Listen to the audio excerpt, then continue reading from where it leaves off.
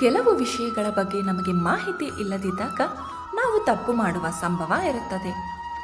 ಜ್ಯೋತಿಷ್ಯ ಶಾಸ್ತ್ರದ ಪ್ರಕಾರ ಕೆಲವು ವಿಷಯಗಳನ್ನು ನಾವು ಪಾಲಿಸದೇ ಹೋದರೆ ನಮಗೆ ಕೆಡುಕಾಗುತ್ತದೆ.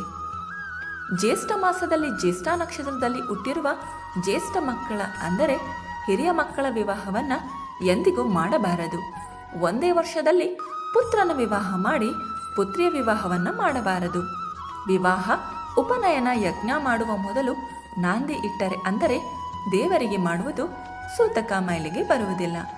ನಾಂದಿ ಶಾಸ್ತ್ರವನ್ನು ಸಾಧ್ಯವಾದರೆ ಮಂಗಳವಾರ ಮತ್ತು ಶನಿವಾರಗಳನ್ನು ಬಿಟ್ಟು ಬೇರೆ ವಾರ ಮಾಡಬೇಕು.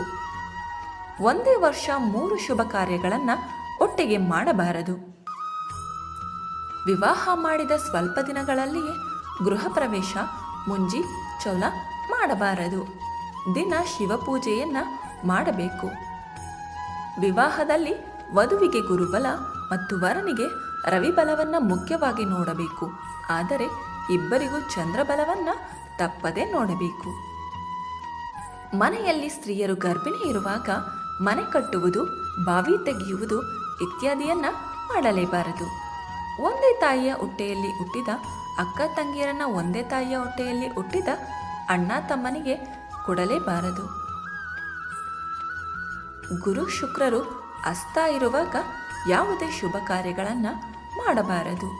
ಮನೆಯಲ್ಲಿ ಕುಲದೇವರ ಮೂರ್ತಿ ಇಟ್ಟು ಪೂಜಿಸುವುದು ತುಂಬಾನೇ ಉತ್ತಮ.